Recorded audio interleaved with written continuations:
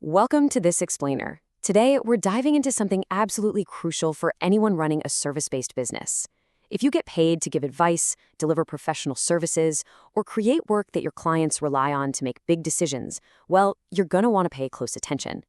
We're going to break down exactly how you can protect yourself and your business using insights from the Complete Guide to Professional Indemnity Insurance. Let's get into it. Okay, so here's a pretty terrifying thought to kick things off. What if your advice actually bankrupts a client? Just imagine it. You provide what you think is a brilliant piece of strategic advice, or maybe you deliver this really complex software build. Your client implements it, something goes terribly wrong, and suddenly they're facing massive financial ruin. And who are they going to look at? You. One disputed project, one really unhappy client, just one allegation of negligence, even if it's a case you would ultimately win, can generate absolutely staggering legal costs before it's ever resolved. That right there is the high-stakes reality that so many founders completely overlook. Section 1. The cost of financial harm. When your work causes financial loss. Well, this brings us to the core solution here. Professional indemnity insurance, or PI for short. Basically, PI sits right behind everything you create, recommend, or advise on professionally. If a client alleges you made a mistake, gave negligent advice, or honestly, even just missed a crucial deadline, and then they sue you for the financial damage it caused them, that's when PI insurance steps in. Now, what's really interesting here is the sheer scope of the protection. It doesn't just cover the compensation you might have to pay if you're actually found liable. It covers those massive legal defense costs, the court fees, the expert investigations, and get this, it pays those defense costs regardless of whether you are ultimately at fault or not. And the scenarios here are surprisingly broad. We aren't just talking about giving quote-unquote bad advice. Professional negligence could be a business consultant giving some restructuring advice that just totally backfires, resulting in a $200,000 lawsuit. But consider something as simple as a missed deadline. Say a marketing consultant delivers a campaign 3 weeks late, causing the client to miss their peak season revenue, and boom, an $80,000 claim.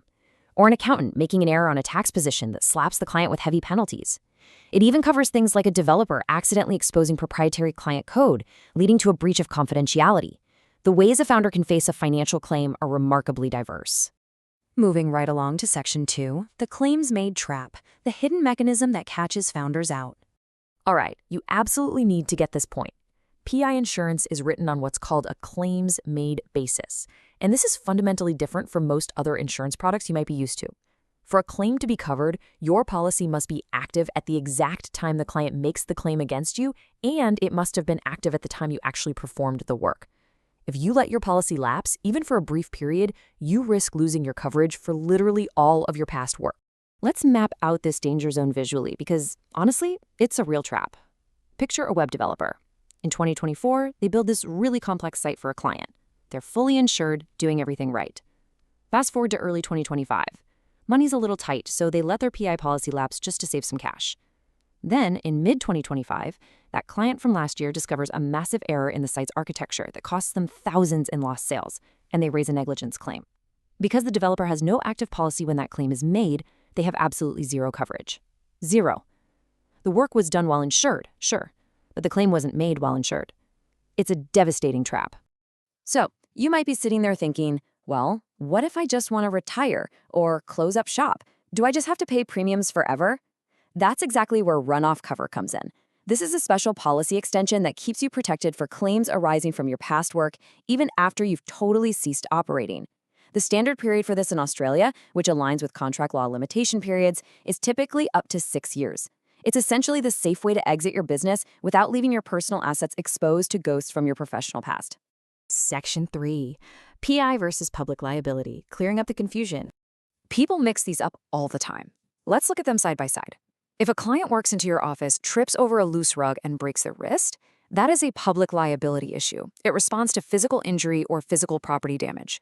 But if a client acts on your strategic business advice and loses half their market share, your public liability policy is not going to do a single thing to help you. That is purely a professional indemnity issue, which responds to financial loss stemming from advice or service failure. Honestly, for most service-based businesses, you're going to need both, simply because they protect against two completely different realms of disaster. Section 4. Do you need it? Assessing your risk and legal requirements. For some of you watching, the choice is already made, by law.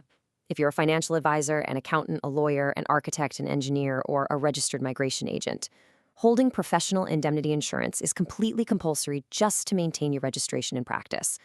But here is the critical part. Even if you aren't on this strictly regulated list, if your business gives strategic guidance, if you design work that clients rely on commercially, or if you handle sensitive client information, PI is highly, highly advisable. I'm talking about consultants, developers, marketers, copywriters, project managers, you name it. Now, I know exactly what some founders out there are thinking. We hear it all the time. Come on, I've never been sued. My contracts are solid. Let me tell you, that is a profoundly dangerous myth to rely on. First off, courts can and absolutely do override limitation of liability clauses in contracts if they find them to be unfair. But more practically speaking, even the most ironclad contract in the world does not physically prevent a client from trying to sue you. And guess what? You still have to pay massive legal fees just to defend yourself and prove that your contract is valid. The real question you should be asking isn't whether you've been sued yet, it's whether a client theoretically could claim a financial loss from your work. So if that exposure is there, you definitely need cover. But how much are we talking about? Usually, $1 to $2 million is your very common entry point coverage limit for solo operators. However, as you scale, it's increasingly standard to see $2 to $5 million for growing consultancies. And if you start landing those big corporate or government contracts, yeah, they're often going to demand $5 to $10 million as a strict minimum before you can even sign the paperwork. You really have to calibrate this to the size and risk of your largest project. Section 5. Scaling your protection, the founder's timeline.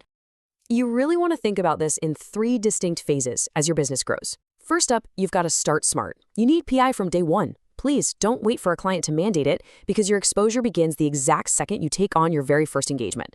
Pair this with clear engagement letters to define your scope early on. Next, you scale strong. As your revenue crosses that magical $1 million mark, or maybe you hire your first employee who's delivering services on your behalf, your exposure multiplies. This is the exact moment to review and likely bump up your coverage limits. Finally, stay protected as an established business. If you add brand new services, you have to update your policy or you're going to have coverage gaps. And this is crucial. If a client even informally threatens action in an angry email, notify your insurer immediately. Seriously, late notification can totally void your cover. Okay, here's some really empowering news to wrap up this framework. You actually have a massive degree of control over the premiums you pay. Insurers price things based on risk. If you can present a risk profile that shows a beautifully clean claims history, incredibly clear scope agreements, properly documented written advice with client sign-offs, and a consistent long-term relationship with an insurance broker, well, insurers are going to see you as a highly manageable risk. Having those tight engagement processes doesn't just prevent lawsuits, it actively lowers your insurance costs over time. It's a win-win. Wow, we have covered a tremendous amount of ground in this explainer today, from the terrifying high cost, the financial harm, all the way to the really critical mechanics of that claims-made trap. So I want to leave you with one final provocative thought to take back to your business today. Take a hard look at your current setup, think about all the projects you delivered last year, and ask yourself right now, if a past client sued you tomorrow, would your past work truly be protected? It's a question you simply cannot afford to leave unanswered. Thank you so much for joining me on this explainer, and we will see you next time.